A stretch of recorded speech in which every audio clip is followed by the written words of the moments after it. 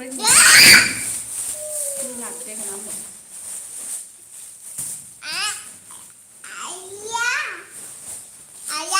Thoibi sana my bam che. Hello Thoibi. Welcome. Thoibi sana chiche ga ai ga kano leibro connection leibro. Connect to biram ba to ba si bani ko. Sama do kana thai. Hello Roji. Roji na hai che hai welcome Roji. Roji se kano ani pai mane ko. Oh pai dia matang dai. Nungsi yam angang do angang thank you. Angang se yam thakna lembeli.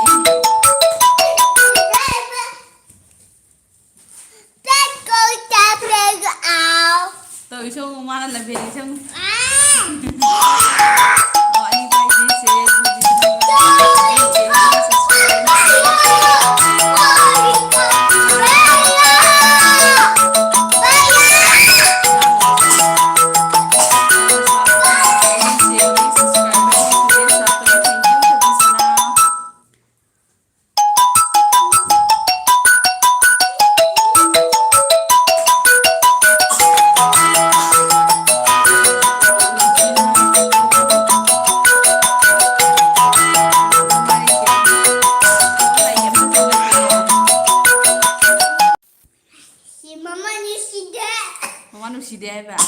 Sinu pare,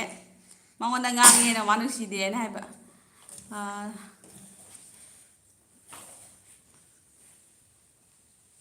Ta dre ke sum hai ba. Oh hiji kita na ba. Thoibi sana na hai ba chak sar ba chi.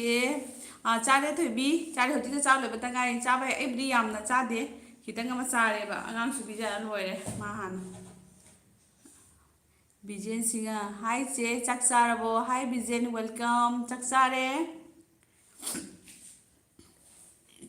noi di chaksana rabo kamai torige Rojina haiba tare kari hinjang no che o ai khajinga alu ga khamen ga toro thongi kodai maru ga thaga witi dai nei do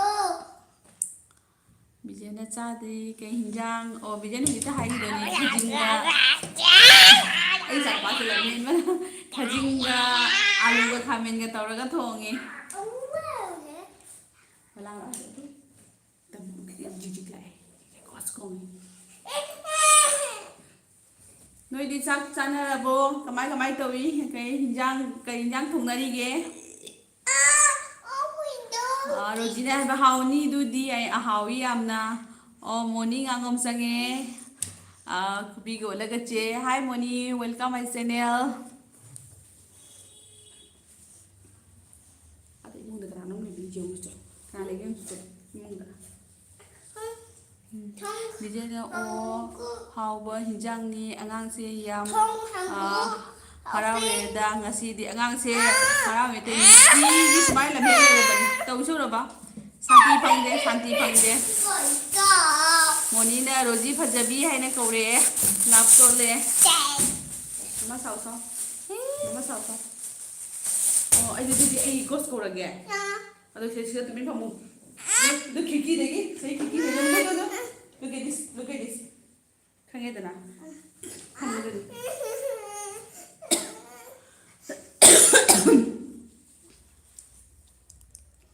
Rojina hai ba Moni na Roji phajabi hai re Rojina Ranipur ra che se ai hujik ne Ranipur da nate Ranipur da gi la e hujik Rongpur da le Rongpur jum do ga gidi Rojina che Moni hai na kore love ka piraga myam like listen biramu ko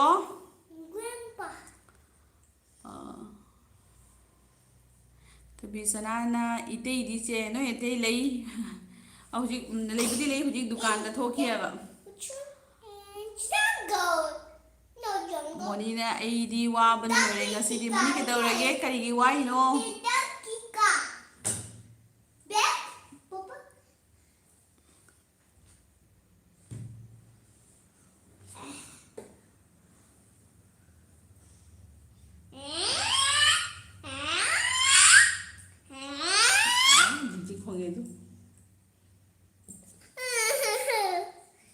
Neeru the world चक चारबो चे चारे Neeru welcome welcome Neeru चे दा support तौरबो नंग support तौदई तौसिनबिरमो अरे comments थम्बिरमो ma'am Poonam जहा कनो तौबदो नुम कमेंट्स थम्बिरमोको आई दुम हलके थोबी सना मचा चे खोइगी यूम अनि सुरबो खंगदना हंगजबनी हाइबाको जुमसे रानीपुरदसु लेरे सिगसु लेरे सिगना अंगांग लाइक तंबगी लेरे सिसु इखोइगिनी पायलना हाय चे हाय पायल वेलकम वेलकम पायल नंग चेदा सब्सक्राइब तौखबो तौद्रदी तौसनबिरमो अदैदी नंगी चैनल लेरगदी कमेंट सब दुम थबिरमो चेचे दुम हलके रोजीना हाइबा मेसेज मसक याम फजे से इस रोजी कायदना केना तौरबनी करी नोइबरा लोइना थीरबनी नीरू ना हाय तौरे हैना ओ थैंक यू नीरू पायलना हाय चे हाय पायल एनजी किरण बराना चाक चारबो नचा नाउबी चारे चारे नोइ चारबो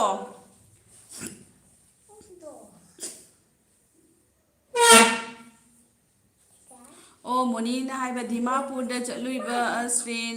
लेट ओइना हौजिता यौरी इस वाबा लोरमी दो ट्रेन लेट ओइबा याम वाबनी तोंबा थोकसोम वेलकम तोंबा हाय जुलिया करी हिंजांग चाबी ओ तोंबा आई केनता खजिंग थोंबा जाय खजिंगा खामे आलू तौरगा थोंगे कोले मरुगा हापागा तोंबा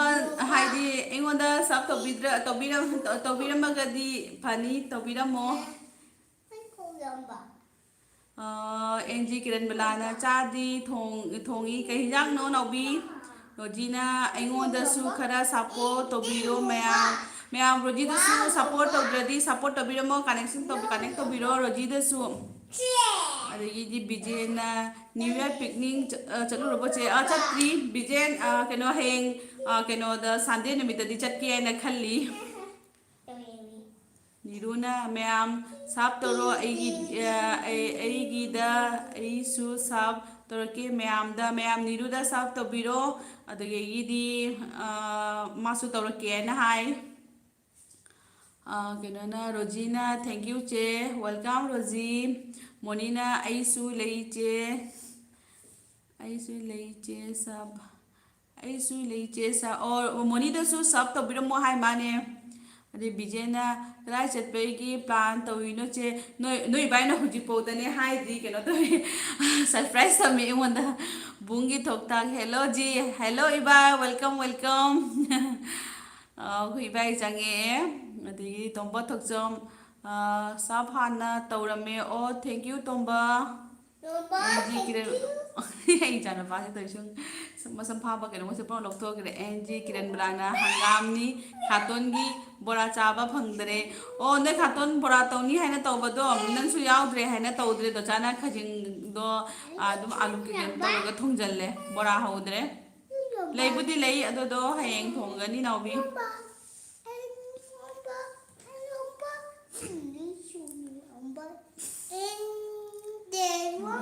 ननाव से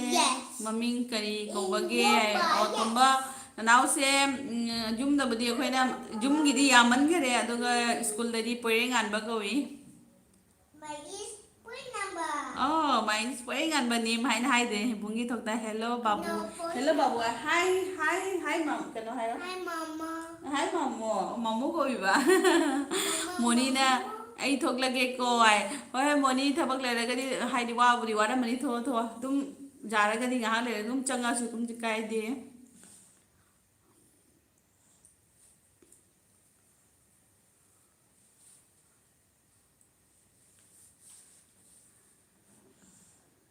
रोजीना नाइस नेम मचा ओह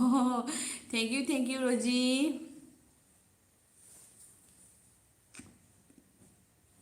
रोजीदी चाक कंतो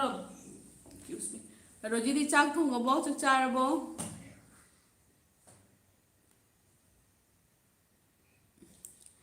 इबाई बुंगना चाक थोंगबो दिले इबाई चाक थोंग लोइना चा लोइरे बिजेना ओ दुना फबनी चे इबाईना तवीदो चुम्मबनी है होय बिजेन ꯍꯌꯦꯡ ꯆꯠꯂꯒ ꯃꯐꯝꯗꯣ ꯈꯪꯒꯅꯤ ꯊꯣꯏꯕꯤꯁꯅꯥ ꯃꯥꯏꯕꯝꯅ ꯆꯦ ꯖꯨꯂꯤꯌꯥ ꯏꯇꯩꯒꯤ ꯏꯆꯤꯟ ꯏꯅꯥꯎꯗꯤ ꯀꯌꯥꯅꯣ ꯑꯗꯨꯒ ꯆꯦꯒꯤꯁꯨ ꯑꯣ ꯊꯣꯏꯕꯤꯁꯅꯥ ꯅꯣꯏ ꯑꯇꯩꯒꯤꯗꯤꯅꯦ ꯃꯆꯤꯟꯅꯥꯎ ꯃꯣꯏ ꯅꯨꯄꯥ ꯀꯩꯅꯣꯅꯤ ꯃꯣꯏ ꯅꯨꯄꯥꯗꯤ ꯃꯊꯣꯟꯇꯅꯤ ꯃꯣꯏ ꯃꯆꯤꯟꯅꯥꯎ ꯅꯨꯄꯤ ꯑꯍꯨꯝꯒ ꯅꯨꯄꯥ ꯑꯃꯒꯅꯦꯕꯀꯣ ꯃꯥꯏ ꯃꯊꯛꯇꯅ ꯅꯨꯄꯤ ꯑꯅꯤ ꯂꯩꯔꯦ ꯑꯗꯨꯗꯒꯤꯗꯤ ꯃꯌꯥꯏꯗꯅ ꯃꯥ ꯑꯗꯨꯗꯒꯤꯗꯤ ꯀꯩꯅꯣ ꯇꯧꯔꯦ ꯃꯣꯏ ꯅꯨꯄꯤ ꯑꯍꯟꯗꯨꯅ ꯑꯩꯒꯤ ꯕ꯭ꯂꯣꯛꯇ ꯑꯗꯨꯝ ꯖꯥꯎꯕꯅꯤꯅ ꯑꯩꯅ ꯊꯥꯡꯒꯠꯂꯛꯄꯅꯤꯅꯦ ꯃꯥꯗꯤ ꯌꯨ ꯑꯦꯁꯇ ꯂꯩꯌꯦꯕꯀꯣ ꯃꯣꯏ ꯃꯆꯦ ꯑꯍꯟꯗꯨꯅ ꯌꯥꯏꯃꯗꯨꯅ ꯗꯦꯜꯂꯤꯗ ꯂꯩ ꯑꯗꯨꯏ ꯃꯊꯪꯗꯅ ꯃꯥ ꯂꯩꯔꯦꯅ ꯃꯥꯗꯤ ꯁꯤꯒ ꯂꯩꯔꯦ ꯅꯣꯏ ꯏꯕꯥꯏꯗꯤ ꯑꯗꯨꯗꯒꯤꯗꯤ ꯑꯇꯣꯝꯕꯤꯗꯨꯅ ꯂꯟꯗꯟꯗ ꯂꯩ ꯑꯗꯣ ꯑꯩꯒꯤꯗꯤ ꯑꯅꯤꯈꯛꯅꯤ ꯑꯩ ꯏꯊꯣꯟꯗ ꯅꯨꯄꯤꯅꯤ ꯑꯩ ꯃꯈꯥꯗ ꯅꯨꯄꯥ ꯑꯃꯈꯛ ꯂꯩ ꯅꯤꯔꯨꯅ ꯑꯩꯁꯨ ꯊꯣꯛꯂꯒꯦ ꯏꯆꯦ ꯒꯨꯗ ꯅꯥꯏꯠ ꯕꯥꯏ ꯕꯥꯏ ꯕꯥꯏ ꯕꯥꯏ ꯅꯤꯔꯨ ꯍꯣꯏ ꯊꯣ ꯊꯣꯏꯕꯤꯁꯅꯥꯅ ꯑꯩꯌꯥ ꯗꯥꯕꯨꯡ ꯍꯥꯏ ꯔꯣꯖꯤꯅ ꯆꯥꯅ ꯀꯣꯟ ꯐꯦꯡꯉꯤ ꯏꯆꯦ ꯑꯣ ꯍꯣꯏ ꯆꯥꯔꯗꯤ ꯐꯦꯡ ꯇꯥꯕꯅꯤ ꯁꯨꯔꯁ ꯁꯤꯅꯥꯝꯅ ꯋꯦꯜꯀꯝ ꯁꯨꯔꯁ ꯍꯥꯏ ꯅꯦꯅꯦ ꯍꯥꯏ ꯃꯥꯅꯦꯀꯣ ꯑꯣ ꯁꯨꯔꯁ ꯅꯦꯅꯦꯗ ꯁꯞꯄꯣꯔꯠ ꯇꯧꯕꯤꯔꯕꯣ ꯇꯧꯗꯗꯤ ꯇꯧꯁꯤꯟꯕꯤꯔꯝꯃꯣ ꯃꯨꯡꯒꯤ ꯊꯛꯇ ꯊꯣꯏꯕꯤꯁꯅꯥꯁꯦ ꯀꯅꯥꯅꯣ ꯑꯩ ꯈꯪꯗ꯭ꯔꯦꯅꯦ ꯊꯣꯏꯕꯤꯁꯅꯥ ꯅꯪ ꯀꯅꯥꯅꯣ ꯈꯪꯗ꯭ꯔꯦ ꯍꯥꯏ ꯑꯗꯨꯗꯣ ꯑꯝꯇꯪ ꯈꯪꯍꯜꯂꯛꯎꯅꯦ ꯑꯕꯦꯝꯁꯤꯡꯅ ꯅꯦꯇꯣꯟ ꯀꯩ ꯍꯤꯟꯖꯥꯡ ꯋꯦꯜꯀꯝ ꯑꯕꯦꯝ ꯀꯩꯅꯣ ꯅꯦꯇꯣꯟꯒꯤꯗꯤ ꯈꯖꯤꯡ ꯊꯣꯡꯉꯤ ꯈꯖꯤꯡ ꯑꯂꯨ ꯈꯥꯃꯦꯟ ꯇꯧꯔꯒ ꯇꯣꯝꯕ ꯊꯣꯛꯆꯣꯝꯅ ꯆꯦ ꯖꯨꯂꯤꯌꯥꯁꯦ ꯂꯩꯐꯝ ꯈꯪꯖꯒꯦ ꯆꯤꯆꯦꯁꯦ ꯑꯩ ꯀꯩꯅꯣꯒꯤꯅꯤ ꯀꯔꯤ ꯍꯥꯏ ꯔꯥꯅꯤꯄꯨꯔꯒꯤꯅꯦꯕꯀꯣ ꯑꯩꯒꯤ ꯅꯨꯄꯥ ꯃꯌꯨꯝꯁꯦ ꯍꯧꯖꯤꯛꯅ ꯑꯩꯈꯣꯏ ꯔꯪꯄꯨꯔꯗ ꯂꯩ ꯔꯪꯄꯨꯔ ꯑꯦꯗꯤꯁꯤ ꯒꯂꯤꯗ ꯑꯗꯨꯒ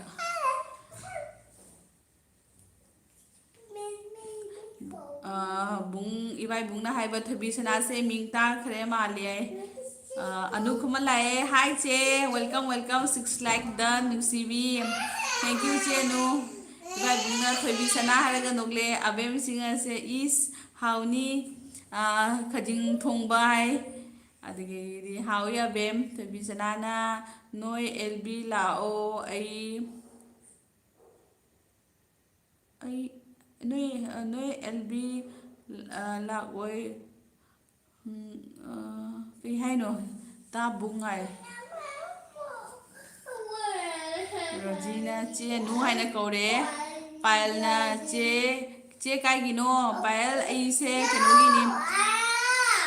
ꯑꯩꯁꯦ ꯔꯥꯅꯤꯄꯨꯔꯒꯤꯅꯤ ꯍꯧꯖꯤꯛꯅ ꯔꯪꯄꯨꯔꯗ ꯂꯩ ꯄ꯭ꯔꯦꯃꯤꯂꯥ ꯗꯦꯕꯤ ꯋꯦꯜꯀꯝ ꯄ꯭ꯔꯦꯃꯤꯂꯥ ꯑꯩꯉꯣꯟꯗ ꯁꯞ ꯇꯧꯗꯗꯤ ꯇꯧꯁꯟꯕꯤꯔꯝꯃꯣ ꯍꯥꯏ ꯆꯦ ꯍꯥꯏꯔꯒ ꯆꯪꯉꯦ ꯄ꯭ꯔꯦꯃꯤꯂꯥꯅ ꯕꯤꯖꯦꯅ ꯌꯨ ꯑꯦꯁ ꯑꯦ ꯂꯩꯕꯗꯣ ꯑꯩꯗꯤ ꯆꯦꯒ ꯄꯣꯛꯃꯤꯟꯅꯕꯅꯤ ꯈꯜꯂꯤ ꯏꯕꯥꯏꯒꯤ ꯆꯦ ꯑꯣꯏꯕꯣꯔꯦ ꯌꯨ ꯑꯦꯁ ꯑꯦ ꯂꯩꯕꯗꯣ ꯅꯣꯏ ꯏꯕꯥꯏꯒꯤ ꯆꯤꯆꯦꯅꯦꯕ ꯑꯗꯨꯗꯣ ꯑꯩꯗꯤ ꯏꯅꯝꯃ ꯀꯧꯗ꯭ꯔꯦ ꯍꯥꯟꯅꯗꯒꯤ ꯅꯣꯏ ꯏꯕꯥꯏ ꯈꯪꯅꯕꯗꯣ ꯑꯗꯨꯝ ꯆꯤꯆꯦ ꯀꯧꯕꯗꯣ ꯑꯗꯨꯝ ꯀꯧꯈ꯭ꯔꯦꯕꯅꯦ ꯑꯅꯨꯅ ꯔꯣꯖꯤ ꯆꯥꯛ ꯆꯥꯔꯕꯣ ꯆꯦ ꯑꯅꯨꯅ ꯔꯣꯖꯤ ꯆꯥꯛ ꯆꯥꯔꯕ ꯃꯥ ꯗꯨ ꯖꯤꯖꯤꯛ ꯂꯥꯛꯑꯦ ꯑꯗꯨ ꯐꯝꯃꯣꯗꯣ ꯇꯨꯃꯤꯟꯅ ꯂꯩ ꯋꯥ ꯉꯥꯡꯒꯅꯨ ꯁꯨꯔꯁ ꯁꯤꯅꯥꯝꯅ ꯅꯦꯅꯦꯇ ꯅꯠꯇꯦ ꯀꯁꯥꯔꯒꯤ ꯂꯣꯏꯅ ꯕ꯭ꯂꯣꯛ ꯂꯣꯏꯅ ꯌꯦꯡꯖꯩ ꯅꯨꯡꯉꯥꯏ ꯑꯣ ꯊꯦꯡꯛ ꯌꯨ ꯁꯨꯔꯁ ꯃꯌꯥ ꯆꯅꯨ ꯃꯦꯀꯞꯅ ꯃꯌꯥ ꯆꯅꯨ ꯃꯦꯀꯞ ꯑꯦꯟ ꯕ꯭ꯂꯣꯛ ꯆꯦ ꯋꯦꯜꯀꯝ ꯃꯌꯥ ꯑꯗꯒꯤ ꯊꯣꯏꯕꯤꯁꯅꯥ ꯃꯥꯏꯕꯝꯅ ꯑꯕꯨꯡꯉꯣꯒꯤ ꯃꯤꯡ ꯀꯩ ꯀꯧꯒꯦ ꯆꯦ ꯖꯨꯂꯤꯌꯥ ꯑꯣ ꯑꯕꯨꯡꯉꯣꯒꯤ ꯃꯤꯡꯁꯦ ꯄꯣꯏꯔꯩꯉꯥꯟꯕ ꯀꯧꯏ ꯏꯕꯥꯏꯕꯨꯡꯅ ꯊꯣꯏꯕꯤꯁꯅꯥ ꯉꯁꯤ ꯌꯥꯔꯔꯣꯏ ꯅꯆꯦꯇ ꯇꯧꯍꯜꯂꯒꯦ ꯌꯥꯏ ꯑꯣ ꯏꯕꯥꯏꯁꯦ ꯃꯥꯒꯤ ꯉꯁꯤ ꯂꯥꯏꯞ ꯆꯠꯂꯔꯣꯏꯗ ꯃꯥꯅꯦ ꯆꯦ ꯇꯧꯔꯣꯏꯗ ꯃꯥꯅꯦ ꯁꯨꯔꯁ ꯌꯥꯝꯅ ꯅꯦꯅꯦ ꯑꯉꯥꯡ ꯀꯩ ꯍꯥꯏꯅꯣ ꯅꯦꯅꯦ ꯑꯉꯥꯡ ꯌꯦꯡꯒꯦ ꯁꯦ ꯑꯉꯥꯡ ꯆꯦꯒ ꯂꯩ ꯑꯗꯨ ꯂꯝꯍꯦꯟꯕ ꯑꯉꯥꯡꯅꯤ ꯐꯨꯅꯤꯡꯕꯅ ꯂꯝꯍꯦꯟꯕꯅ ꯑꯕꯦꯝꯁꯤꯡꯅ ꯃꯨꯅꯨ ꯀꯞꯄꯤ ꯃꯥꯜꯂꯦ ꯃꯨꯅꯨꯁꯦ ꯑꯗꯨꯝ ꯅꯤꯡꯉꯥꯏ ꯇꯧꯅ ꯂꯩ ꯃꯨꯅꯨꯁꯦ ꯑꯗꯨꯝ ꯀꯞꯅ ꯂꯩ ꯑꯅꯨ ꯈꯨꯃꯟꯅ ꯑꯕꯨꯡꯉꯣ ꯅꯤꯡꯉꯥꯏ ꯇꯧꯒꯅꯨꯀꯣ ꯗꯨ ꯑꯕꯨꯡꯉꯣ ꯅꯤꯡꯉꯥꯏ ꯇꯧꯅꯨ ꯍꯥꯏꯗꯨ ꯎꯔꯦꯅꯥ ꯀꯤꯖꯗ꯭ꯔꯥ ꯑꯗꯨꯅꯤ ꯕꯕꯞ ꯇꯧꯔꯛꯀꯦ ꯑꯩ ꯑꯅꯨ ꯈꯨꯃꯟꯅ ꯊꯣꯏꯕꯤꯁꯅꯥ ꯍꯥꯏꯔꯒ ꯂꯞ ꯄꯤꯔꯛꯑꯦ ꯁꯨꯔꯁꯤꯅꯝꯅ ꯑꯉꯥꯡ ꯌꯥꯝ ꯅꯨꯡꯁꯤꯌꯦ ꯅꯦꯅꯦ ꯀꯥꯏꯒꯤꯅꯣ ꯑꯣ ꯑꯩꯁꯦ ꯔꯥꯅꯤꯄꯨꯔꯒꯤꯅꯤ ꯊꯣꯏꯕꯤꯁꯅꯥ ꯃꯥꯏꯕꯝꯅ ꯀꯥꯏꯒꯤꯅꯣ ꯑꯦꯜꯕꯤ ngakta ngairi amasu lage karino o karino LB ngakta ngairi amasu lagle hoine hojikti dum LB se yam tawnare anu khomana chak chara bu julia chenu chare go go chedi chara bo thongabo anja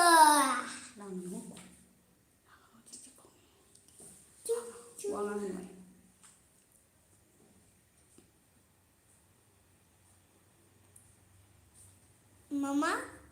chage chenu na chage tawri ai ba kai hinjang no kai yang chage tawi no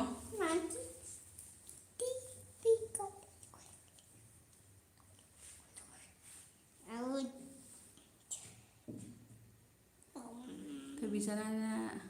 kai hinjang no inama anu thabi sanana kai hinjang no inama anu nusibi ai na haire anu na hawai oina tawre ai che anu na hawai oina tawre ai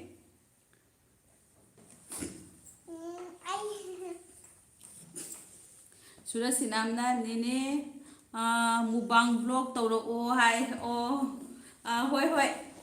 mata chaba la dum tawrake mubang se ai hen exam ne jena chaba se ngam dam se mubang taw se ga tawdiba hoi tawrake Huh?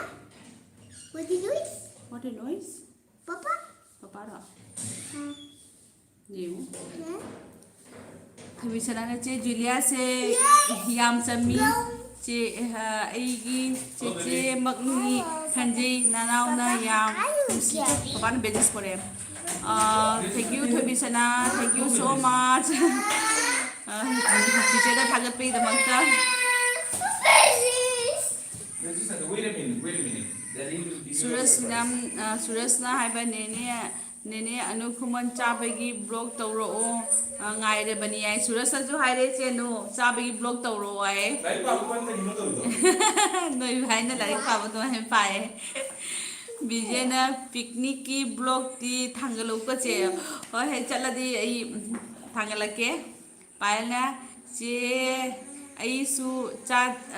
kasargini o pael na kasargini ai ro acha kasar kai hino pael Thabi sanana ama wala me che Julia masak sui ama wala me che Julia masak sui yam phaje ai thank you so much Thabi ibai bungna bungi thotang na che Julia dada pitam makhol taine ibai ma se kano chaluiba dukan chaluiba aduguni angang sina ka tawse mangonda ka toiba ngangiba che nuna Julia se aina khwaidigi nusibi inau ni Thabi sana thank you che nu thagat pe da makta thank you so much Thabi sanana inama anu Thabi sanana inama anu haire paelna kasar sibagini o paelna kasar sibagini ai ro acha jam adani mata chaba mata ma dum thengna si nangdi blog tawde ko blog paide ko Bijena Ranipur gidi monos to khangbra che Ranipur monosai se ngariam bam gidora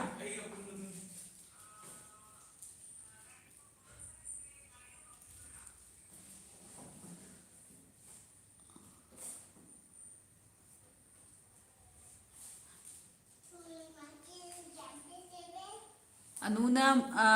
che nuna maya leiribo hange Thabi sanana asengba ni che Julia se yam nusi wa ngangbasu yam nusi tabadai thank you Thabi sana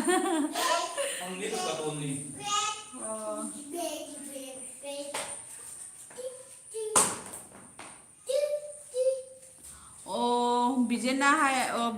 hai je Mahindra Finance ta thabak torma hoi mani chumi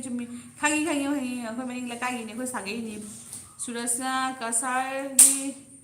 kasargi natta mali LB da yauri se ai su kasargi ni ai Suraj kanadano ay kasargi na tamali LB da yawi se ay su kasargi niya. Suraj nang kasar kadai gino. Chenuna Suraj sinam soidana tawjarake ko. Chenuna soidana makitarake ay Suraj. Palna si ay hoji Hyderabad tani ay. Hyderabad nang job taw lai ro natraga lai tamiro. Pal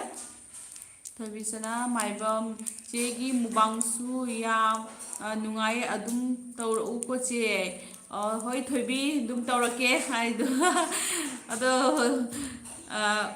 jamnadi chawa ngamde ba do dum ne tawrake ko bijena o ai bijena kasar gi ai suni che bijena kasar kada gino na ai se hanggen toraga kan tawdara leire nang su kasar kada gino thobi sanana che gi lb lakpa ngasina ahan bani video yengi loina lb da thengnaraga di thengnari di ngasi tani thobi ai lb se amurak tawhre mangda adena sina second time tani ado su che nuga ibai bungana tau haina yadarak padagi taurini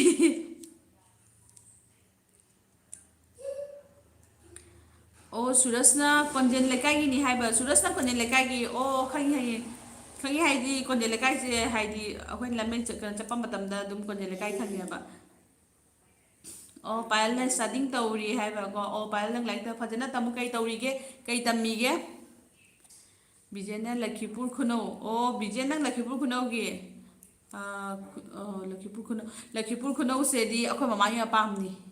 Lakipur Fulator Kuno se. Menoka singa che masak nusibi. Welcome Menoka. Ay chiche gi channel da changpay da magta. Ado chiche da like tawra boss. Subscribe to tawsan biramo. Suraj namne nene tamodi kai thabak tawge tamodi ai sinu ibai hain tro madi blog ta thabak tawi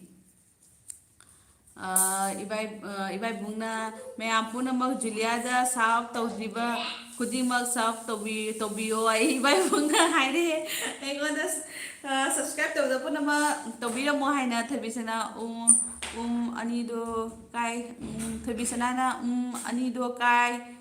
Chen Grage, hi, SS Zaribur, welcome, hello, and hi, SS na nungai ribo ha nungai ri nang di nungai ribo kamai taurige sak charbo bijena ninegi ming kei koge chegi mamaro haise akhoi mamagi ming di bijaya kawi abane ko ma Lakipur gi ni SS na Pritam su hangai hayu haina hoi haige chenuna thabisana kari hinsang na chenuna hange thabi kari hinsang noi na thabisana na inama anu ai chicken thonge thabis is jam haudore chicken thongba charo thabisana SS na nungairi chak sa die hoi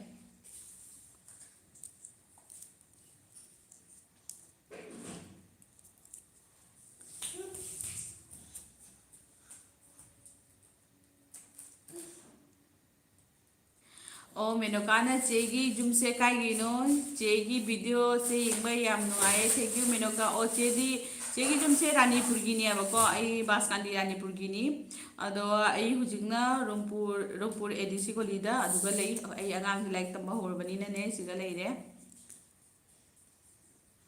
ibai bungna hello SS aina haire ibai bungna hi tore SS mo hello ibai bung aina haire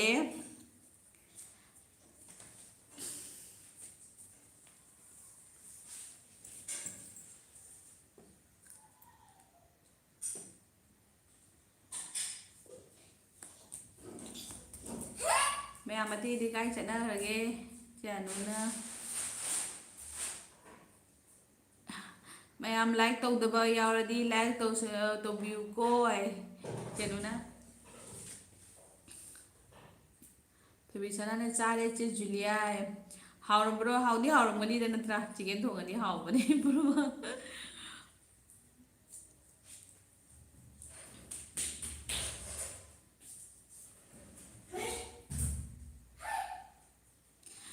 Oh, Bijena haiba. Oh, live say ibai su nong phadog ya ho lo che. Live jau badi lap thongro pa. Ai blog to oda jam na jau ja de. Hai phet kapada kena tauba amuk khakti isai sakpagi kena tauba da khoina get together ma taugi ba matam da isai sakpagi dum to myam pulaga dum tauba da dugadi ena ka phori abane ko aduga jahalle menokana ibai su jahalo che hoi nong dum noi bai na kena tauba matam da dum jahalage tabi sarana che Julia kananom gi reels video thagalu rebo yam phajui mi do side lay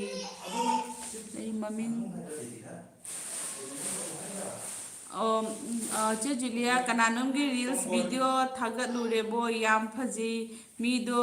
side lay maming pangum se kanano hairane ai su khangage ibai bung na heis ai like tarom dine thank you anupuma ningsing pagi dama kai ibai ma like tarom de chenu da thank you haire khangan be pi damak tai chenu na ing ba sida chicken hawani ko ai hawi chicken he ing ma matam da na nganu su ima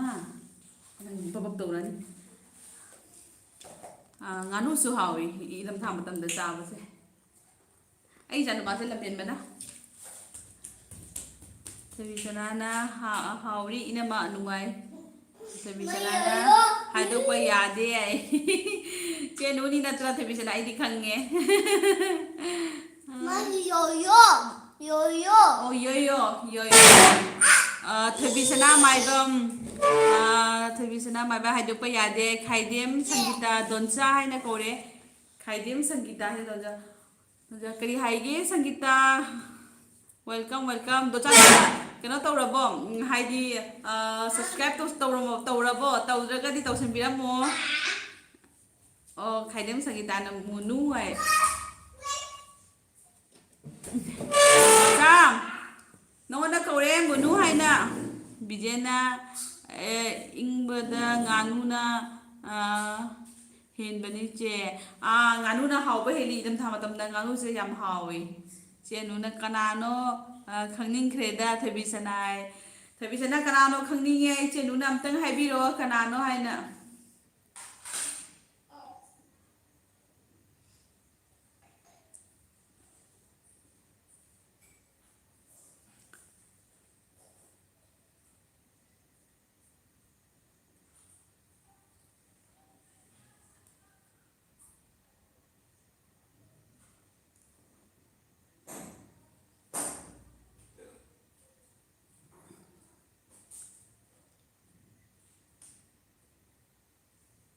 ma'am से तुम्हें लेना है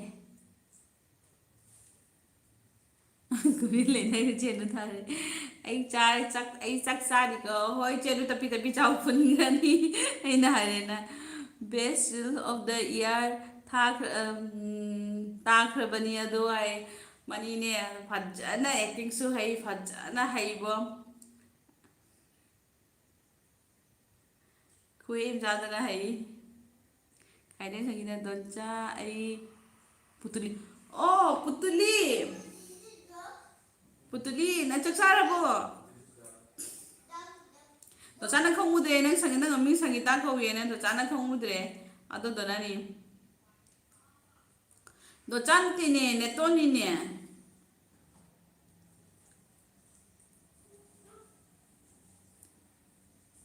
putuli chaksara bo kaiyang sage Bijena che picnic do tour oina lao Urisa do oina Bijen Urisa da lagtoi do gata bi kari hai ai se agang se pi ene noi bana ne haidi ne athapa da gambo puthokri ꯍꯧꯖꯤꯛꯇꯤ ꯑꯉꯥꯡꯁꯦ ꯈꯤꯇꯪ ꯆꯥꯎꯈꯠꯂꯛꯑꯕꯅꯤꯅꯅꯦ ꯍꯧꯖꯤꯛ ꯊꯣꯛꯄꯒꯤꯗꯤ ꯌꯥꯔꯦ ꯑꯗꯨꯝ ꯄꯨꯇꯨꯂꯤꯅ ꯈꯥꯏꯗꯦꯝ ꯁꯪꯒꯤꯇꯥꯅ ꯆꯥꯗ꯭ꯔꯤꯌꯦ ꯀꯩ ꯏꯟꯖꯥꯡ ꯊꯣꯡꯒꯦ ꯆꯦꯅꯨꯅ ꯃꯌꯥꯝ ꯀꯃꯦꯟ ꯏꯔꯛꯑꯣ ꯆꯦꯅꯨꯅ ꯃꯌꯥꯝ ꯀꯃꯦꯟꯏꯔꯛꯑꯣ ꯍꯥꯏ ꯃꯦꯅꯣꯀꯥꯅ ꯆꯦ ꯆꯤꯛꯀꯟꯒꯤ ꯃꯨꯛꯕꯥꯡ ꯇꯧꯕꯤꯔꯛꯑꯣ ꯍꯥꯏ ꯍꯣꯏ ꯃꯦꯅꯣꯀꯥ ꯇꯧꯔꯛꯀꯦ ꯆꯤꯛꯀꯟ ꯆꯥꯏ ꯍꯥꯏꯕꯗꯨꯅꯦꯕꯀꯣ ꯑꯩꯁꯦ ꯌꯥꯝ ꯍꯦꯟꯖꯟꯅꯗꯤ ꯆꯥꯕ ꯉꯝꯗꯦ ꯇꯧꯗꯤ ꯇꯧꯔꯛꯀꯦ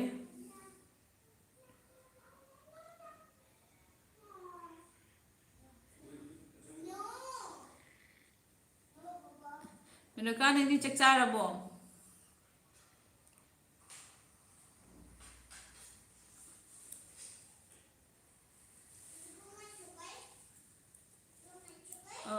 ꯁꯪꯒꯤꯇꯥꯅ ꯉꯥ ꯆꯥꯏꯕ ꯑꯣ ꯍꯥꯎꯅꯤ ꯀꯔꯤ ꯉꯥꯅꯣ ꯑꯣ ꯆꯦꯅꯨꯅ ꯖꯨꯂꯤꯌꯥ ꯀꯔꯤ ꯌꯦꯟꯖꯥꯡ ꯍꯥꯏꯕ ꯆꯦꯅꯨ ꯑꯩ ꯈꯖꯤꯡꯒ ꯈꯥꯃꯦꯟꯒ ꯊꯣꯡꯉꯤ ꯑꯗꯨꯁꯨ ꯈꯥꯃꯦꯟꯗꯨꯁꯨ ꯀꯩꯅꯣ ꯇꯧꯔꯦ ꯀꯔꯤ ꯍꯥꯏ ꯑꯩ ꯃꯅꯤꯡꯗ ꯄꯥꯟꯕꯗꯣ ꯑꯩꯅ ꯊꯥꯕꯗꯣ ꯈꯥꯃꯦꯟꯗꯣ ꯑꯗꯨꯗꯨꯅꯤ ꯃꯌꯥꯝ ꯄꯥꯜꯂꯝꯃꯤꯀꯣ ꯑꯩ ꯂꯥꯛꯄ ꯃꯇꯝꯗ ꯃꯌꯥꯝ ꯄꯥꯜ ꯂꯩꯔꯝꯃꯦ ꯑꯗꯨꯗꯣ ꯑꯩꯅ ꯈꯥꯃꯦꯟꯗꯣ ꯃꯔꯤꯈꯛ ꯂꯧꯔꯒ ꯍꯦꯛꯑꯒ ꯑꯗꯨꯒꯩꯗꯤ ꯊꯣꯡꯉꯤ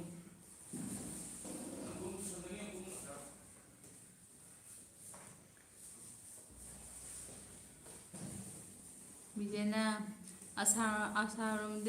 ꯑꯁꯥꯝꯔꯣꯝꯗꯒꯤ ꯌꯥꯝ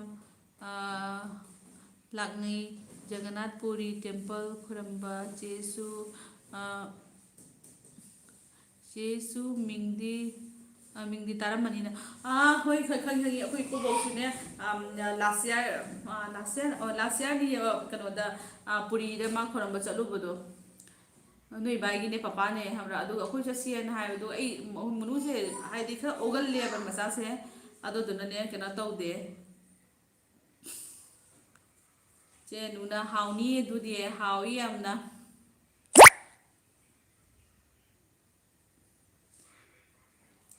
ꯁꯪꯒꯤꯇꯥꯅ ꯍꯨꯝꯗꯥꯏ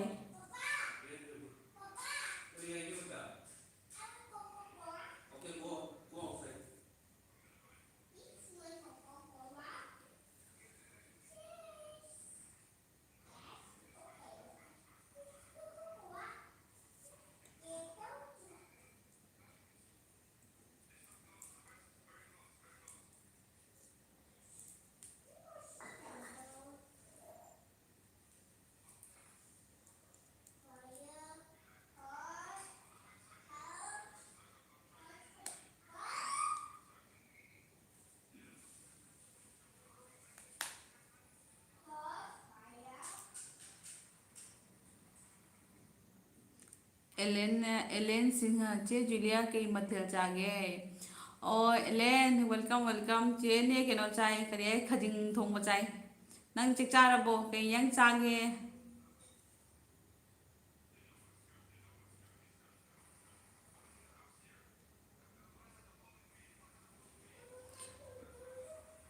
ꯅꯣꯏ ꯕꯥꯏ ꯕꯤꯖꯦ ꯅꯣꯏ ꯕꯥꯏꯁꯦ ꯕ꯭ꯂꯣꯛꯇ ꯊꯕꯛ ꯇꯧꯔꯤꯅꯤ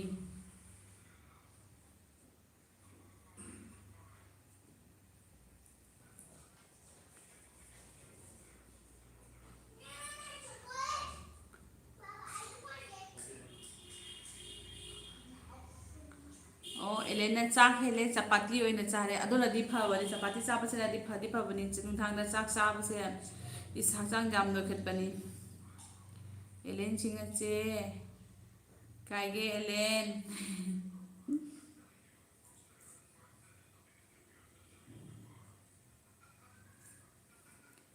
ꯑꯦꯂꯦꯟ ꯀꯌꯥꯝ ꯀꯨꯏꯅ ꯂꯩꯗꯣꯏꯒꯦ ꯀꯩꯅꯣꯗ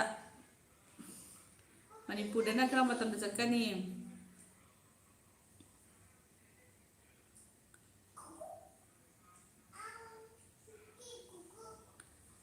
ꯑꯠꯁꯥ ꯕꯤꯖꯦꯅ ꯍꯥꯏꯕ ꯑꯠꯁꯥ ꯌꯥꯝ ꯐꯩ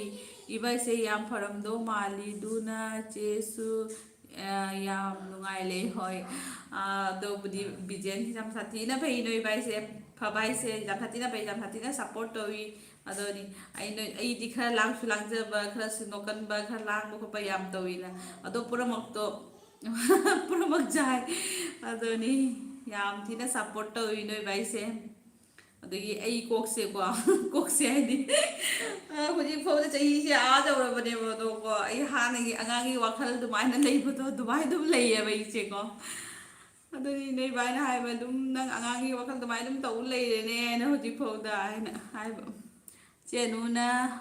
ꯃꯌꯥꯝ ꯑꯩꯒꯤ ꯏꯅꯥꯎꯅꯨꯄꯤꯁꯦ ꯌꯥꯝ ꯅꯨꯡꯁꯤꯕꯅꯤ ꯃꯌꯥꯝ ꯁꯞꯄꯣꯔꯠ ꯇꯧꯕꯤꯔꯝꯃꯣ ꯍꯥꯏ ꯊꯦꯡꯀ꯭ꯌꯨ ꯆꯦꯅꯨꯅ ꯍꯥꯏꯁꯦ ꯇꯥꯔꯕ ꯃꯌꯥꯝ ꯁꯞꯄꯣꯔꯠ ꯇꯧꯕꯤꯔꯝꯃꯣ ꯍꯥꯏꯁꯦ ꯍꯦꯂꯦꯅ ꯂꯩꯈꯤꯅꯤ ꯑꯗꯨꯝ ꯑꯣ ꯍꯣꯏ ꯍꯣꯏ ꯐꯔꯦ ꯐꯔꯦ ꯂꯩꯌꯨ ꯂꯩꯌꯨ ꯍꯦꯂꯦꯟ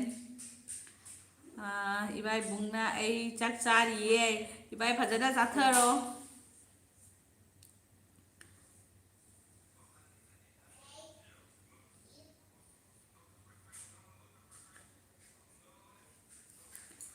ꯑꯩ ꯌꯥꯝꯅ ꯀꯃꯦꯟꯁꯀꯁꯦ ꯌꯥꯝ ꯐꯖꯅꯒ ꯄꯥꯕꯒꯁꯦ ꯑꯩ ꯑꯗꯨꯝ ꯍꯩꯇꯦꯕ ꯏꯆꯝ ꯆꯝꯅ ꯑꯗꯨꯝ ꯄꯥꯔꯦꯕ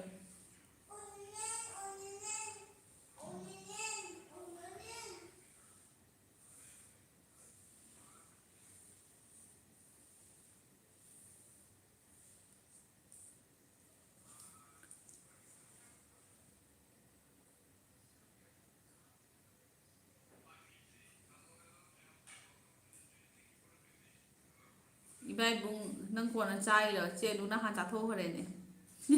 ꯑꯩꯒꯤ ꯑꯦꯐꯕꯤ ꯌꯦꯡꯅ ꯄꯥꯏꯜꯅ ꯍꯥꯏꯆꯦ ꯆꯥꯛ ꯆꯥꯔꯕꯣ ꯍꯥꯏ ꯄꯥꯏꯜ ꯆꯥꯛ ꯆꯥꯔꯦ ꯆꯤꯆꯦꯗꯤ ꯉꯁꯥꯏꯅ ꯑꯦꯜꯕꯤ ꯇꯧꯗꯣꯏ ꯃꯃꯥꯡꯗ ꯆꯥꯛ ꯆꯥꯔꯦ ꯀꯩ ꯆꯥꯏꯅꯣ ꯕꯕꯥ ꯑꯣꯅꯤꯌꯟ ꯆꯥꯏꯕ ꯏꯁ ꯅꯪ ꯆꯥꯛ ꯆꯥ ꯂꯣꯏꯕꯗ ꯉꯥꯏꯗꯣ ꯆꯠ ꯄꯄꯥ ꯃꯅꯥꯛ ꯆꯠꯂꯣ ꯆꯣ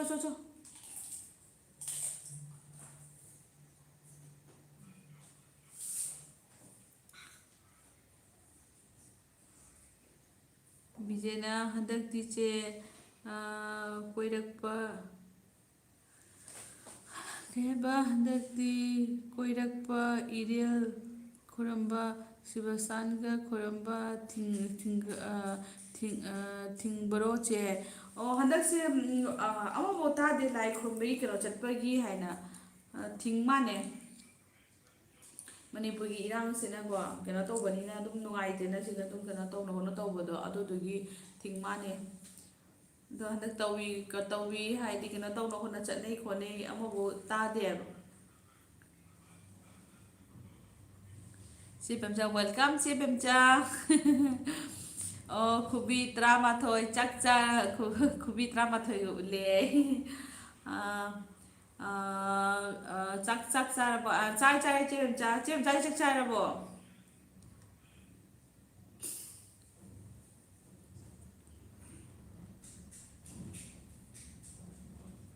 ꯄꯥꯌꯜꯅ ꯀꯩ ꯍꯤꯟꯖꯥꯡ ꯆꯥꯒꯦ ꯍꯥꯏ ꯄꯥꯌꯜ ꯑꯩ ꯈꯖꯤꯡ ꯊꯣꯡꯕ ꯆꯥꯏ ꯈꯖꯤꯡꯒ ꯑꯂꯨ ꯈꯥꯃꯦꯟ ꯇꯧꯔꯒ ꯊꯣꯡꯕ ꯆꯥꯏ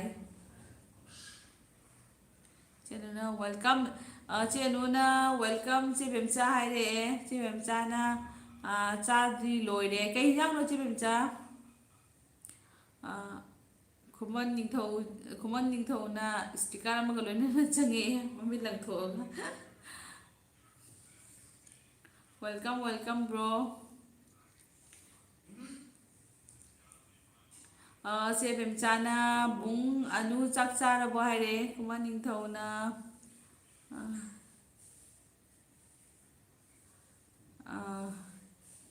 ꯐꯦꯃꯁ ꯌꯨꯇꯨꯕꯔ ꯍꯥꯏꯔꯦ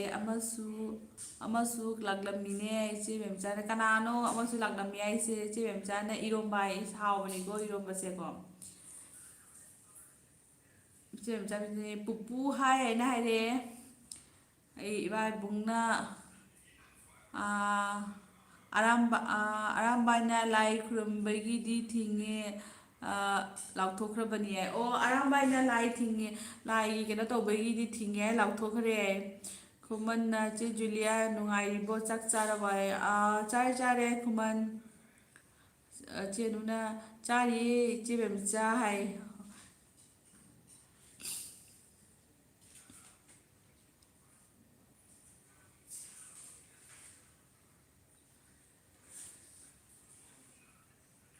ꯈꯨꯃꯟ ꯅꯤꯡꯊꯧꯅ ꯆꯦ ꯑꯅꯨ ꯈꯨꯃꯟꯒꯤ ꯁꯞꯄꯣꯔꯇꯔꯅꯤꯀꯣ ꯑꯩꯈꯣꯏ ꯆꯦ ꯑꯅꯨ ꯈꯨꯃꯟꯒꯤ ꯀꯄꯜ ꯁꯤꯅꯤ famous YouTuber haise ꯆꯦꯅꯨꯗꯅꯤ ꯑꯩ ꯐꯦꯃꯁ ꯍꯥꯏꯁꯦ ꯑꯩ ꯏꯕꯥꯏꯕꯨꯡꯅ ꯊꯤꯡꯗꯦ ꯍꯥꯏꯕꯅꯤ ꯑꯩ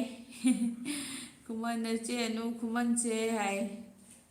ꯏꯁꯇꯤꯀꯔ ꯑꯃ ꯂꯣꯏꯅ ꯍꯥꯏꯔꯛꯑꯦ ꯆꯦ ꯃꯆꯥꯅ ꯑꯩ ꯑꯣꯟꯗ ꯑꯩ ꯑꯣꯟꯗ ꯑꯩ ꯑꯣꯟꯗ ꯂꯩ ꯍꯥꯏꯕ ꯏꯔꯣꯟꯈꯤꯒꯦ ꯍꯥꯏꯕ ꯍꯣꯏ ꯍꯣꯏ ꯏꯔꯣꯜꯂꯨ ꯆꯦ ꯃꯆꯥ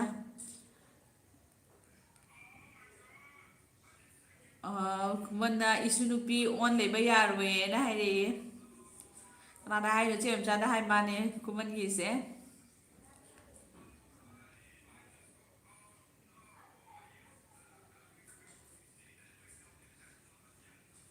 ꯊꯣꯏꯕꯤ ꯁꯅꯥꯁꯦ ꯆꯦ ꯁꯥꯎꯕ ꯌꯥꯗꯦ ꯅꯦꯠ ꯌꯥꯗꯕꯩꯅꯦ ꯑꯣ ꯍꯣꯏ ꯍꯣꯏ ꯊꯣꯏꯕꯤ ꯀꯩꯁꯨ ꯀꯥꯏꯗꯦꯗ ꯋꯥ ꯌꯥꯝ ꯆꯃꯟꯈ꯭ꯔꯦ ꯅꯪꯕꯨ ꯇꯝꯕꯤꯅ ꯄꯦꯟ ꯑꯣꯏꯔꯅꯤꯅꯦ ꯇꯝꯕꯤ ꯄꯦꯟ ꯑꯣꯏꯔꯅꯤ Monkey. ꯖꯦꯀꯦꯠꯁꯨ ꯂꯤꯠꯂꯨ ꯌꯥꯗꯦ ꯍꯣꯏ ꯊꯣꯏꯕꯤ ꯅꯦꯠ ꯌꯥꯗ꯭ꯔꯗꯤ ꯀꯩꯁꯨꯝ ꯎꯄꯥꯏ ꯂꯩꯇꯦ ꯀꯩꯁꯨꯝ ꯀꯥꯏꯗꯦꯗ ꯈꯨꯃꯟꯅ ꯏꯁꯨ ꯅꯨꯄꯤꯁꯦ ꯑꯣꯟ ꯂꯩꯕ ꯌꯥꯔꯣꯏ ꯀꯃꯦꯟ ꯏꯕꯤꯔꯛꯎꯀꯣ ꯑꯩ ꯕꯤꯖꯦꯅ ꯆꯍꯤꯗ ꯑꯃꯨꯛꯇꯪ ꯂꯥꯛꯄ ꯊꯧꯗꯣꯛꯁꯤ ꯇꯧꯗꯕꯁꯤꯗꯤ ꯅꯨꯡꯉꯥꯏꯇꯦ ꯍꯣꯏ ꯆꯨꯝꯃꯤ ꯕꯤꯖꯦ ꯆꯍꯤꯗ ꯑꯃꯨꯛꯇꯪ ꯂꯥꯛꯄ ꯊꯧꯗꯣꯛꯁꯤ ꯇꯧꯗꯕꯗꯤ ꯅꯨꯡꯉꯥꯏꯇꯦ ꯑꯗꯨ ꯀꯩ ꯍꯥꯏꯅꯤ ꯊꯤꯡꯉꯦ ꯎꯄꯥꯏ ꯂꯩꯇꯦ ꯈꯨꯃꯟꯅ ꯊꯣꯏꯕꯤ ꯋꯥꯆꯞꯇꯒ ꯇꯦꯛꯁ ꯇꯧꯔꯛꯇꯦ ꯊꯣꯏꯕꯤ ꯋꯥꯆꯞꯇ ꯇꯦꯛꯁ ꯇꯧꯔꯛꯇꯦ ꯑꯩ ꯈꯨꯃꯟꯅ ꯊꯣꯏꯕꯤ ꯍꯥꯏꯅ ꯀꯩꯅꯣ ꯇꯧꯔꯛꯑꯦ ꯊꯣꯏꯕꯤ ꯁꯅꯥꯅ ꯅꯪꯅ ꯅꯝꯕꯔ ꯁꯦꯔꯥꯟ ꯇꯨꯔꯥꯟ ꯄꯤꯔꯛꯂꯒ ꯈꯨꯃꯟꯅ ꯆꯦꯕꯦꯝꯆꯥꯅ ꯄꯥꯄꯨ ꯇꯨꯝꯈ꯭ꯔꯕꯣꯏ ꯆꯦꯕꯦꯝꯆꯥ ꯇꯨꯝꯗ꯭ꯔꯤ ꯂꯩ ꯃꯥ ꯑꯁꯣꯝ ꯁꯥꯏꯠꯀꯤ ꯔꯨꯝꯗ ꯂꯩ ꯆꯦꯕꯦꯝꯆꯥ ꯅꯪ ꯀꯔꯝꯕ ꯃꯇꯝꯗ ꯂꯥꯛꯇꯣꯏꯒꯦ ꯂꯥꯛꯄ ꯃꯇꯝꯗ ꯈꯪꯍꯜꯂꯛꯑꯣ ꯍꯧꯖꯤꯛ ꯅꯦꯠ ꯌꯥꯔꯦ ꯊꯣꯏꯕꯤ ꯁꯅꯥꯅꯕ ꯍꯧꯖꯤꯛ ꯅꯦꯠ ꯌꯥꯔꯦ ꯆꯦ ꯖꯨꯂꯤꯌꯥ ꯑꯣ ꯊꯦꯡ ꯒꯣꯠ ꯐꯔꯦ ꯐꯔꯦ ꯌꯥꯔꯗꯤ ꯈꯨꯃꯟꯅ ꯏꯕꯥꯏꯗꯣ ꯆꯦꯟꯈ꯭ꯔꯦ ꯀꯅꯥꯗ ꯍꯥꯏꯅꯣ ꯆꯦ ꯃꯦꯝꯆꯥꯅ ꯖꯨꯂꯤꯌꯥ ꯑꯩꯒꯤ ꯔꯤꯀ꯭ꯋꯦꯁ ꯑꯃ ꯇꯧꯕꯤꯔꯛꯇ꯭ꯔꯤꯀꯣ ꯆꯦ ꯃꯦꯝꯆꯥ ꯑꯩꯅꯦ ꯐꯖꯅ ꯑꯥꯗꯅꯦ ꯂꯩꯇꯕꯁꯤꯅ ꯇꯧꯔꯤꯅꯦ ꯑꯩꯅꯦ ꯋꯤꯀꯦꯟ ꯈꯨꯗꯤꯡꯒꯤꯗꯅꯦꯕ ꯑꯥꯗ ꯆꯠꯂꯤꯁꯦꯀꯣ ꯑꯗꯨꯅꯅꯦ ꯂꯩꯕꯗꯣ ꯃꯔꯥꯡ ꯖꯔꯥꯡ ꯑꯣꯏꯅ ꯈꯪꯕ꯭ꯔꯥ ꯑꯗꯨꯗꯒꯤ ꯑꯩ ꯇꯧꯔꯛꯀꯅꯤ ꯆꯦ ꯃꯦꯝꯆꯥ ꯈꯨꯃꯟꯅ ꯆꯦ ꯑꯅꯨ ꯍꯣꯏꯒꯤ ꯂꯥꯏꯐ ꯃꯇꯝ ꯌꯧꯔꯛꯑꯦ ꯆꯦ ꯑꯅꯨꯗꯤ ꯄꯨꯡ 9 ꯗꯒꯤ ꯇꯧꯅꯦꯅ ꯍꯥꯏꯕꯅꯤ ꯊꯣꯏꯕꯤ ꯁꯅꯥꯅ ꯑꯗꯣ ꯃꯌꯥꯡꯅ ꯄꯤꯔꯛꯏ ꯈꯨꯃꯟ ꯌꯥꯏ ꯑꯗꯨ ꯃꯌꯥꯡꯅ ꯄꯤꯔꯒꯦ ꯈꯨꯃꯟ ꯆꯦ ꯃꯦꯝꯆꯥꯅ ꯑꯩ ꯃꯇꯝ ꯐꯪꯗꯦꯅꯦ ꯂꯥꯛꯄꯒꯤ ꯍꯣꯏ ꯆꯦ ꯃꯦꯝꯆꯥ ꯆꯨꯝꯃꯤꯗ ꯀꯩꯅꯣ ꯑꯉꯥꯡꯁꯤꯡ ꯂꯥꯏꯔꯤꯛ ꯇꯝꯕ ꯈꯣꯠꯄ ꯇꯧꯕꯅꯤꯅꯅꯦ ꯍꯦꯛꯇ ꯂꯥꯛꯄ ꯍꯥꯏꯗꯣ ꯀꯩꯅꯣ ꯇꯧꯗꯦ ꯍꯥꯏꯕꯅꯦ ꯂꯥꯛꯄ ꯃꯇꯝꯗ ꯐꯪꯅꯅꯕꯒꯤ ꯃꯅꯤꯄꯨꯔꯗ ꯐꯪꯅꯔ ꯅꯠꯇ꯭ꯔꯒ ꯅꯣꯡꯄꯨꯔꯒꯤ ꯌꯨꯝꯁꯦ ꯐꯪꯅꯔꯦ ꯑꯗꯨꯒ ꯑꯩ 9 ꯐꯥꯎ ꯌꯥꯎꯈꯤꯅꯤ ꯑꯩ ꯄꯨꯡ 9 ꯐꯥꯎꯕ ꯌꯥꯎꯈꯤꯅꯤ ꯌꯥꯏ ꯆꯦꯅꯨ ꯄꯨꯡ 8 ꯐꯥꯎ ꯌꯥꯎꯈꯤꯅꯤ ꯆꯦꯅꯨ ꯄꯨꯡ 8ꯗꯒꯤ ꯃꯥꯒꯤ LBꯅꯤ ꯈꯨꯃꯟꯅ ꯊꯣꯏꯕꯤ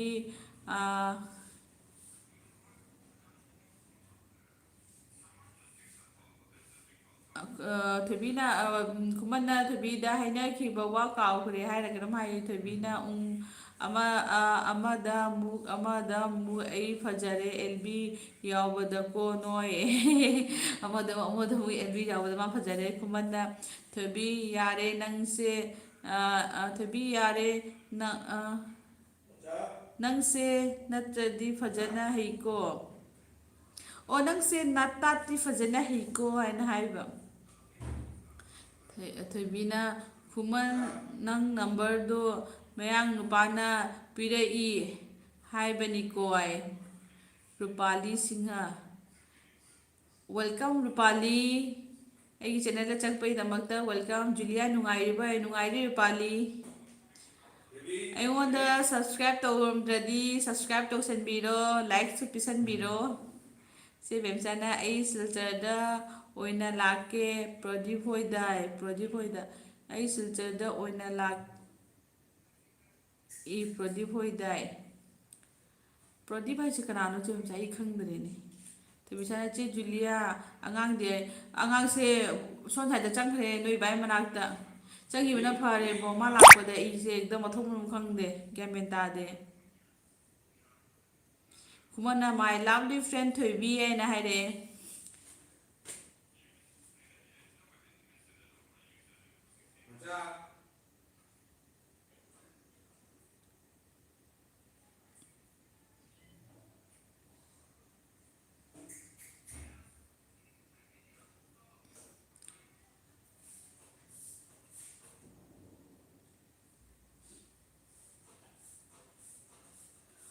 ꯑꯣ ꯆꯦ ꯃꯆꯥꯅ ꯑꯩꯈꯣꯏ ꯇꯥꯇꯣꯟꯗ ꯃꯣꯏꯗ ꯔꯣꯡꯄꯨꯔꯗ ꯑꯣ ꯑꯩꯗꯤ ꯐꯖꯅ ꯃꯃꯤꯡꯁꯦ ꯈꯪꯗꯦꯕꯅꯦ ꯑꯗꯨꯗꯨꯅꯅꯤ ꯆꯦ ꯃꯆꯥ ꯊꯣꯏꯕꯤꯅ ꯄꯤꯈꯤꯕꯩꯅꯤꯗ ꯆꯦ ꯖꯨꯂꯤꯌꯥ ꯈꯔ ꯄꯤꯛꯂꯤꯕꯩꯅꯤꯗ ꯆꯦ ꯖꯨꯂꯤꯌꯥ ꯈꯔ ꯆꯥꯎꯔ ꯐꯔꯛꯀꯅꯤ ꯆꯥꯎꯔ ꯊꯣꯏꯕꯤ ꯆꯥꯎꯔꯒꯅꯦ ꯍꯦꯟꯖꯤꯜꯂꯦꯅꯦ ꯂꯝꯍꯦꯟꯕꯁꯦ ꯁꯤ ꯑꯉꯥꯡꯁꯦ ꯀꯃꯥꯏꯅ ꯇꯧꯗꯣꯏꯅꯣ ꯈꯪꯗꯦ ꯇꯧꯁꯟꯅꯕ ꯀꯦꯁꯟꯅꯕ ꯌꯥꯝ ꯀꯜꯂꯤ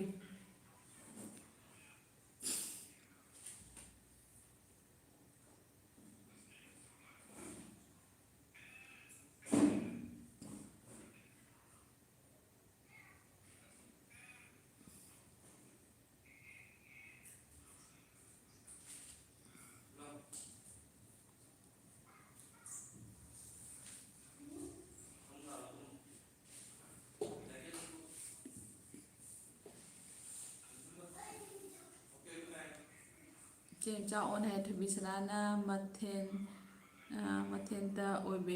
ꯃꯊꯟꯇ ꯑꯣꯏꯕꯒꯤ ꯑꯣꯏꯔꯝꯒꯅꯤ ꯀꯦꯁꯟꯅꯧ ꯍꯥꯏ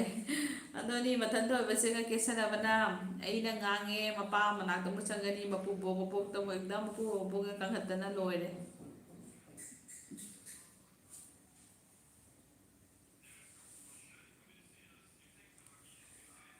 ꯈꯨꯃꯟꯅ ꯊꯣꯏꯕꯤ ꯍꯥꯏꯅ ꯃꯆꯤꯟ ꯐꯦꯔꯒ ꯀꯧꯔꯛꯑꯦ ꯆꯦꯅꯨꯅ ꯖꯦꯀꯦꯠꯁꯦ ꯄꯛꯆꯕꯅ ꯖꯨꯂꯤꯌꯥ ꯊꯦꯡꯀ꯭ꯌꯨ ꯆꯦꯅꯨ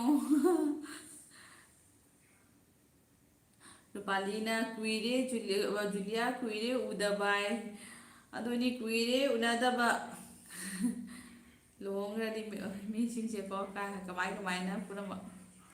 ꯆꯠꯅꯈꯤꯅ ꯃꯥꯒꯤ ꯀꯩꯅꯣꯅ ꯍꯦꯜꯂꯤ ꯍꯥꯏꯅ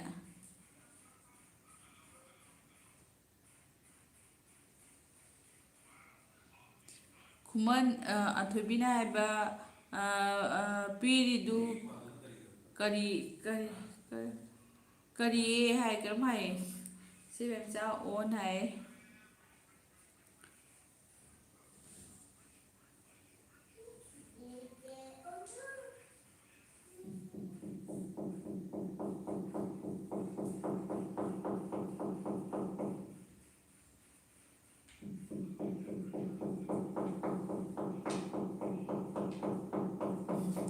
ꯁꯟꯖꯨ ꯈꯥꯏꯗꯦꯝꯅ ꯏꯇꯤꯃ ꯀꯨꯏꯔꯦ ꯎꯗꯕ ꯋꯦꯜꯀꯝ ꯁꯟꯖꯨ ꯅꯆꯦꯒꯤ ꯀꯩꯅꯣꯗ ꯅꯇꯩꯃꯒꯤ ꯀꯩꯅꯣꯗ ꯆꯪꯉꯛꯄꯩꯗꯃꯛꯇ ꯇꯧꯅꯨ ꯕꯕꯥ ꯂꯝꯍꯦꯡꯒꯅꯨ ꯁꯦ ꯄꯨꯔꯣꯁꯦ ꯕꯕꯥ ꯂꯥꯛꯑꯣꯏ ꯃꯈꯥ ꯇꯥꯔꯦ ꯈꯨꯃꯟꯅ ꯋꯥꯆꯞꯇ ꯇꯦꯛꯁ ꯇꯧꯔꯛꯀꯅꯤ ꯍꯥꯏꯔꯒ ꯇꯧꯔꯛꯇꯕꯒꯤꯅꯤ ꯍꯥꯏꯌꯦ ꯈꯨꯃꯟꯅ ꯁꯟꯖꯨꯅ ꯏꯇꯩꯃ ꯍꯦꯄꯤ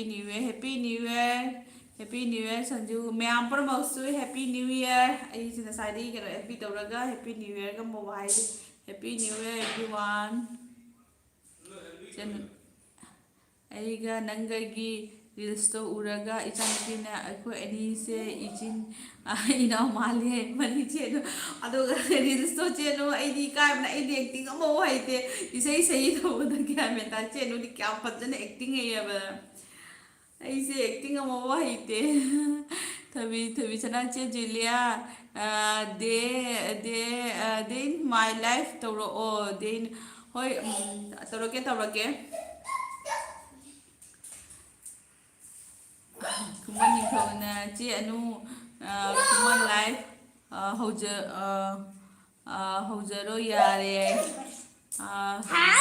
ꯑꯦꯜꯕꯤ ꯀꯩꯅꯣ ꯇꯧꯔꯣꯅ ꯍꯥꯏꯔꯛꯑꯦ ꯈꯨꯃꯟꯅ ꯁꯟꯖꯨꯅ ꯏꯇꯩꯃ ꯍꯦꯔꯣꯗꯁꯨ ꯈꯔ ꯍꯥꯏꯕꯤꯌꯨ ꯍꯦꯄꯤ ꯅ꯭ꯌꯨ ꯏꯌꯔ ꯍꯥꯏꯅ ꯍꯣꯏ ꯍꯥꯏꯒꯦ ꯈꯨꯃꯟꯅ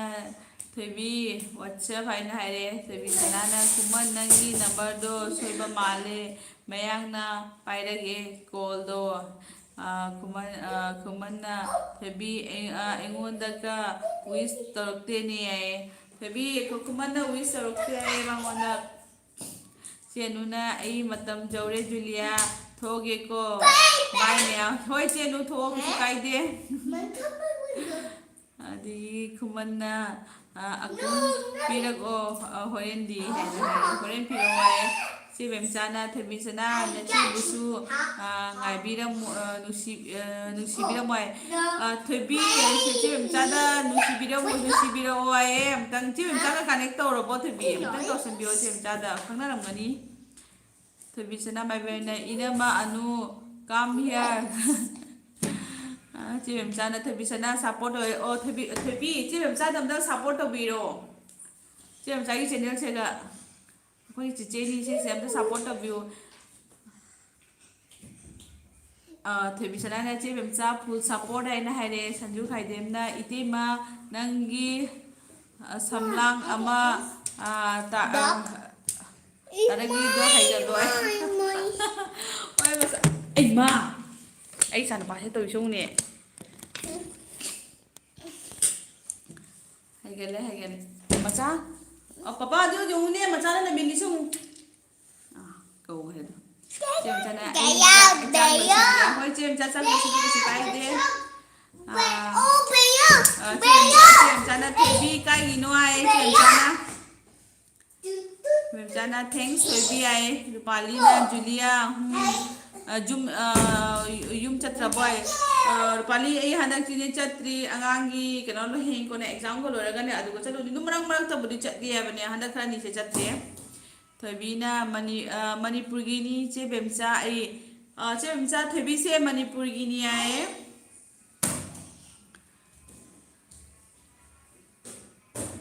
kumanna isunupi support ka ini ai Pali Sanju na itima macha si karim ko ge o Sanju keno ko wi poi ngan ba ko wi ke do le sai da iski de don la be du e de si ke ha mu te ba taura cho papa chen papa mang chen do di cho go I want eat. cho batum da No, but kumana thebi chak chara bo hai na re thebi na che Julia ai anu kumanda charage ai su si loraga che su si loraga la oi hoi lage thebi sana na kuman che anu da la oi o ai se pungara ta do re Julia ai tham lage bye thamo kumani thona thebi ai LB ai gi LB la u ko 11 pm da ni ai LB la oi magi kuman kay na dugtheng na thami da pung 11 da myam tum na hiroidra kitang manga thamo yara school class na karamba school la ai ma se hujik ne pre da thami ne ba little pillar da heng next season kena April lagi na Don Bosco da tharani Don Bosco da admission lawre bane ma Don Bosco da tharani kena da nursery da kumana number logadra hai budui lakani ai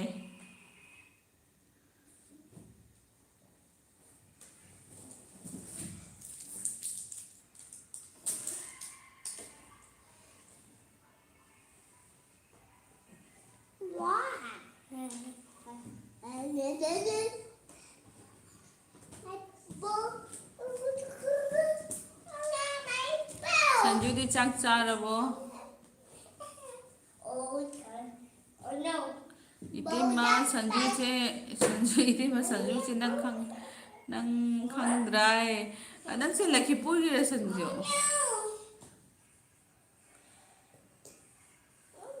o kumana duty ni nai de o hoi kuman su kai de da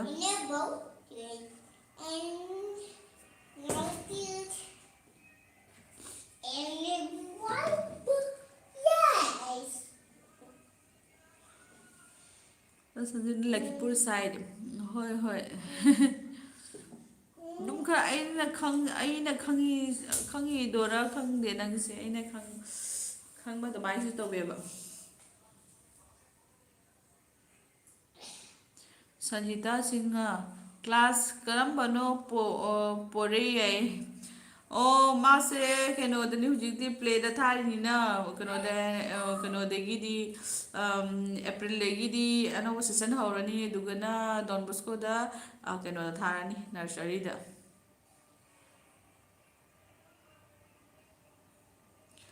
ꯑꯣ ꯁꯟꯖꯨꯅ ꯅꯪꯅ ꯌꯨꯝ ꯄꯥꯟꯗ꯭ꯔꯤꯉꯩꯗ ꯑꯦꯕꯤꯗ ꯈꯪꯅꯈꯤꯕꯅꯤꯌꯦ ꯑꯣ ꯍꯣꯏ ꯁꯟꯖꯨ ꯑꯩꯁꯨ ꯐꯖꯅ ꯍꯥꯏꯗꯤ ꯒ꯭ꯌꯥꯟ ꯍꯥꯞꯆꯤꯟꯕ ꯉꯝꯗ꯭ꯔꯦ ꯅꯣꯏꯅꯅꯤ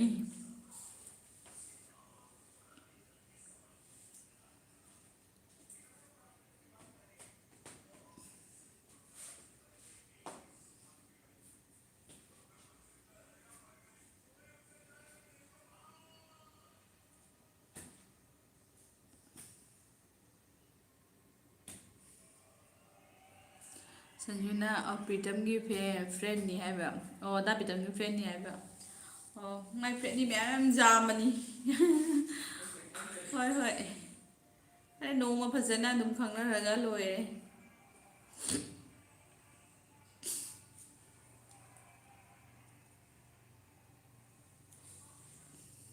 ꯃꯌꯥꯝ ꯃꯇꯤ ꯄꯨꯝꯅꯃꯛꯁꯦ ꯆꯦꯅꯨꯒꯤ ꯑꯦꯜ.ꯕꯤꯗ ꯆꯪꯈ꯭ꯔ ꯃꯥꯅꯦ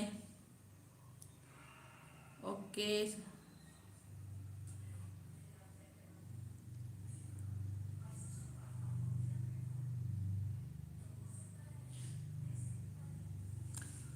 ꯑꯣ ꯀ꯭ꯔꯤꯁꯇꯤꯅꯥ ꯑꯣꯖꯥ ꯑꯩꯅ ꯊꯥꯔꯛꯏꯅꯦ ꯍꯥꯏꯕ ꯑꯣ ꯑꯩꯈꯣꯏ ꯀ꯭ꯔꯤꯁꯇꯤꯅꯥꯁꯨ ꯂꯥꯛꯏꯅꯦ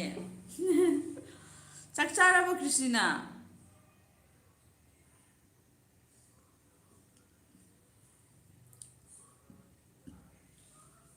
ꯅꯦꯛꯁ ꯅꯦꯛꯁ ꯁꯨꯇꯤꯗ ꯑꯩ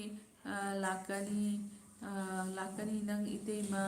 ꯑꯦꯟ ꯄ꯭ꯔꯤꯇꯝ ꯐꯪꯅꯕ ꯍꯥꯏ ꯍꯣꯏ ꯍꯣꯏ ꯀꯩꯁꯨ ꯀꯥꯏꯗꯦ ꯑꯦꯁ ꯄꯥꯎ ꯅꯝꯕ ꯌꯥꯏꯐꯔꯦ ꯋꯦꯜꯀꯝ ꯋꯦꯜꯀꯝ ꯋꯦꯜꯀꯝ ꯑꯦꯁ ꯌꯥꯏꯐꯔꯦ ꯑꯦꯁꯅ ꯁꯤꯁ ꯈꯨꯕꯤꯒ ꯇꯧꯔꯒ ꯂꯩ ꯋꯦꯜꯀꯝ ꯕ꯭ꯔꯣ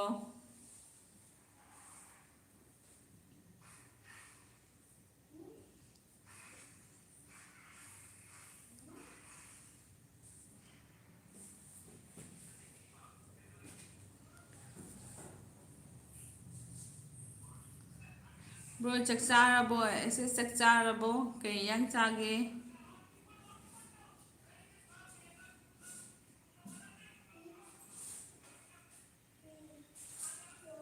ꯑꯣ ꯀ꯭ꯔꯤꯁꯇꯤꯅꯥꯅ ꯆꯥꯛ ꯆꯥꯔꯤ ꯍꯥꯏꯕ ꯑꯦꯁꯦꯁꯅ ꯁꯤꯁ ꯂꯥꯏꯕꯛꯇ ꯀꯥꯡ ꯑꯃ ꯇꯣꯡꯂꯦ ꯍꯥꯏ ꯇꯣꯡꯗꯦ ꯑꯣ ꯇꯣꯡꯉꯝꯕ꯭ꯔꯥ ꯑꯩ ꯈꯪꯍꯧꯗꯔꯦ ꯁꯟꯖꯨꯅ ꯅꯣꯏꯒꯤ ꯄꯨꯈ꯭ꯔꯤꯒꯤ ꯉꯥꯗꯣ ꯐꯥꯅꯤꯌꯦ ꯍꯣꯏ ꯍꯣꯏ ꯐꯥꯎ ꯀꯩꯁꯨ ꯀꯥꯏꯗꯦ ꯃꯌꯥꯝ ꯌꯥꯝꯅ ꯂꯩ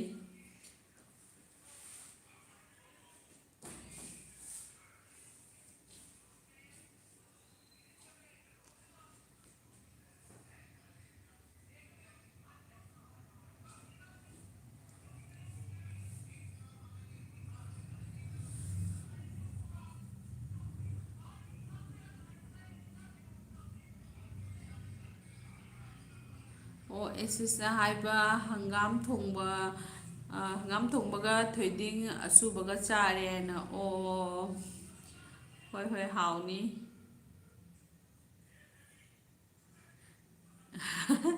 ꯑꯦꯁ ꯍꯥꯏꯕ ꯀꯥꯡꯗꯣ ꯄꯥꯏꯈ꯭ꯔꯦ ꯁꯤꯁꯦ ꯑꯗꯣꯅꯤ ꯄꯥꯏꯈ꯭ꯔ ꯃꯥꯅ ꯑꯩ ꯎꯍꯧꯗꯕꯩ ꯋꯥꯔꯤꯅꯤ ꯁꯣꯝꯀꯥꯟꯗ ꯀꯟꯅ ꯀꯃꯦꯟꯁ ꯄꯥꯔꯤꯉꯩꯗ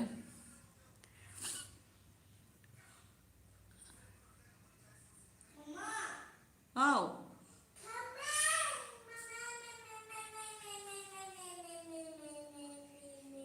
ꯁꯟꯖꯨꯅ ꯑꯣꯀꯦ ꯏꯇꯩꯃ ꯑꯩ ꯆꯠꯂꯒꯦ ꯗ꯭ꯌꯨꯇꯤ ꯃꯇꯝ ꯌꯧꯔꯦ ꯍꯣꯏ ꯃꯌꯥꯝ ꯑꯩꯁꯨ ꯀꯩꯅꯣꯇ ꯉꯥꯏꯔꯦ ꯄꯨꯡ ꯑꯃ ꯐꯥꯍꯟꯒꯦꯅ ꯇꯧꯕ ꯑꯗꯨꯗꯨꯒꯤꯅꯤ ꯑꯩꯁꯨ ꯐꯥꯗꯣꯔꯦ ꯑꯗꯨ ꯂꯣꯏꯔꯒ ꯑꯩꯁꯨ ꯆꯦꯅꯨꯒꯤ ꯆꯦꯅꯦꯜꯗ ꯆꯪꯒꯦ ꯃꯌꯥꯝꯁꯨ ꯑꯗꯨꯝ ꯆꯪꯕꯤꯌꯨ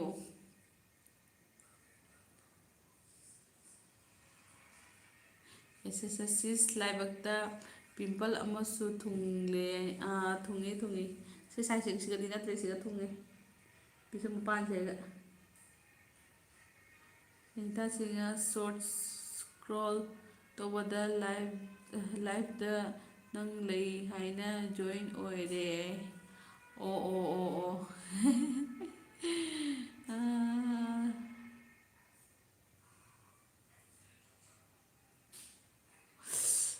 ꯁꯠ ꯁꯠ ꯄꯨꯡ ꯑꯃ ꯐꯥꯍꯜꯂꯁꯤ ꯁꯤꯁꯦ